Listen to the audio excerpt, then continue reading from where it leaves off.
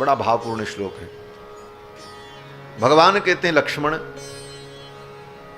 तुम्हारी भावना को देखकर, तुम्हारी धर्मनिष्ठा को देखकर, तुम्हारे प्रेम को देखकर, भावज्ञेन कृतज्ञेन धर्मज्ञेन च लक्ष्मण त्वया पुत्रेण धर्मात्मा न संवृतः पिता मम। तुम्हें देख करके लगता है मेरे पिता मरे नहीं हैं, अभी जीवित हैं। पिता के सारे गुण तुम में दिखाई पड़ते। एक पिता जैसे अपने पुत्र की इच्छाओं का ध्यान रखता है, उसी प्रकार लक्ष्मण तुम मेरे इच्छाओं का ध्यान रखते हो। लक्ष्मण जी की उस भावना का अनुभव किया। भगवान कहते हैं त्वया पुत्रेण धर्मात्मा न संवृतः पिता मम। तुम्हारे रहते हुए मेरे पिताजी कहीं नहीं गए हैं। तुम्हारे रूप में आज भी मेरे पिताजी विद्यमान हैं। तुम्हारे अंदर पिता के वो सारे सद्गुण मुझे दिखाई पड़ते हैं। और इतना कहते हुए भगवान ने लक्ष्मण को अपने हृदय से लगा लिया और हृदय से लगा करके कहा कि प्रीतोस्मि ते महत्कर्म त्वया कृतमृदम प्रभो। हे लक्ष्मण, तुमने जो ये महत् कर्म किया है, मैं प्रसन्न हूं। प्रदेयो यन्निमित्तम में परिस्वंगो मया कृतः। हे लक्ष्मण, मैं तुमको अपना परिस्वंग प्रदान करता हूं। कल की कथा में मैंने निवेदन किया था कि भगवान जब किसी को गले लगाते हैं, इसको परिस्वंग कहते हैं। ये परिस्वंग बड़े ही सौभाग्यशाली भक्तों को प्राप्त हुआ। उन सौभाग्यशाली भक्तों में लक्ष्मण जी भी हैं। लक्ष्मण जी ने जब कुटिया तैयार कर दी गोदावरी के तट पर, तो भगवान बड़े प्रसन्न हुए और उठ करके भगवान ने कहा प्रदेयो यन्निमित्तम ते परिस्वंगो मया कृतः। मैं तुम्हें अपना परिस्वंग प्रदान करता हूं, अपने आप को ही प्रदान करता हूं, एस्व सर्वस्व भूतों में। तो भगवान ने लक्ष्मण जी को अपना परिस्वंग प्रदान किया और श्री लक्ष्मण जी महाराज बड़े प्रसन्न हुए। अब भगवान राम लक्ष्मण जानकी पंचवटी में निवास करते हैं। एक दिन गोदावरी में स्नान करने गए। रोज ही गोदावरी में स्नान करते हैं कि जाते ही थे। एक दिन गोदावरी में स्नान करने गए, ठंडी का दिन, शरद ऋतु। गोदावरी में स्नान करते करते राम जी को थोड़ी ठंडी महसूस हुई। जब ठंडी महसूस हुई तो राम जी ने लक्ष्मण से कहा, लक्ष्मण, यहां का जल कितना शीतल है। लक्ष्मण जी कहते हैं, हां प्रभु, जब यहां इतनी ठंडी है तो अयोध्या में कितनी ठंडी होगी।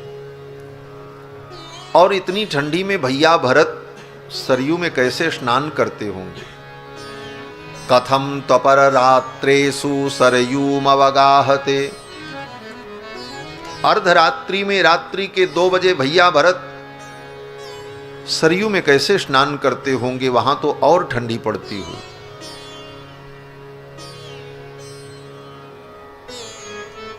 रात्रि के 2 बजे भरत जी स्नान करने जाते।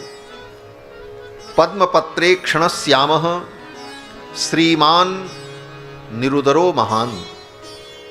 श्री भरत जी महाराज 2 बजे रात्रि में सरयू में स्नान करने इसलिए जाते थे कि भरत जी का भाव था कि ब्रह्म मुहूर्त में प्रातः काल अगल मैं सरयू स्नान करने जाऊंगा।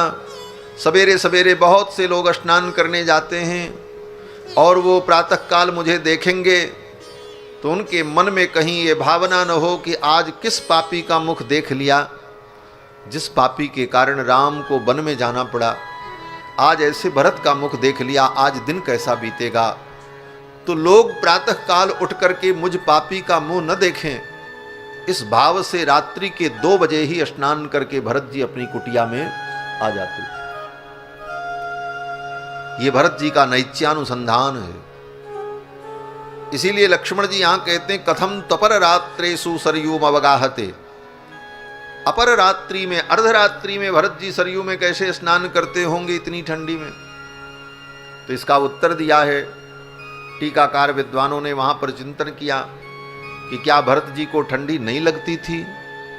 बोले लगती थी, लेकिन अनुभव नहीं होता था। क्यों अनुभव नहीं होता था?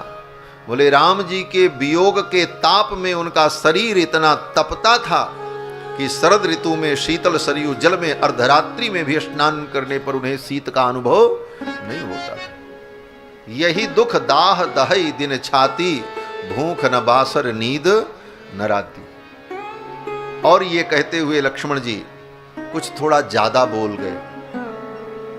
वो कल मैंने निवेदन किया था कि लक्ष्मण जी बोल गए कि भैया भरत में पिता के सारे गुण आए, मां कैकेयी के एक भी गुण भैया भरत में नहीं आए। एक प्रकार से भैया भरत की प्रशंसा थी, लेकिन कहीं न कहीं मां कैकेयी की आलोचना भी थी।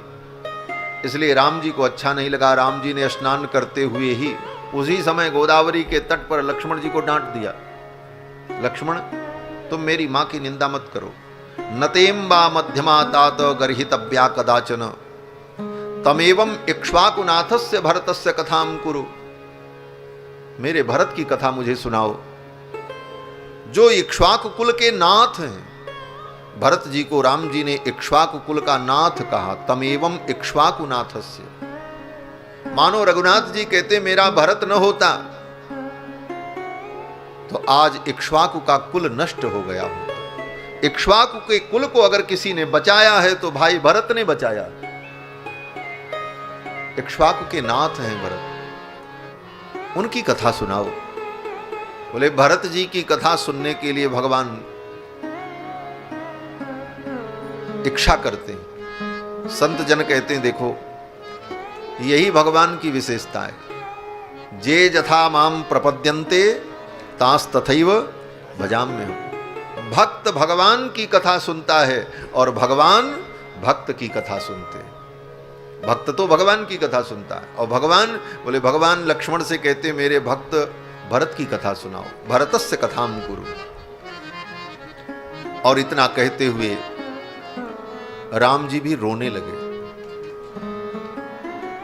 और जब राम जी रोने लगे भरत जी को याद करके, तो राम जी के आंखों से जो आंसू निकला, उस उष्ण आंसू से गोदावरी का जल तप्त हो गया। गोदावरी के जल में जो शीतलता थी वो शीतलता समाप्त हो गई और जल इतना तप्त हो गया कि लक्ष्मण जी को और राम जी को शीत का अनुभव नहीं हुआ शरद ऋतु में। और गोदावरी में स्नान करके अपनी कुटिया में आते भगवान रोने लगे। कदा ह्ययं समेष्यामि भरतेन महात्मना, शत्रुघ्नेन च वीरेण त्वया च रघुनंदन।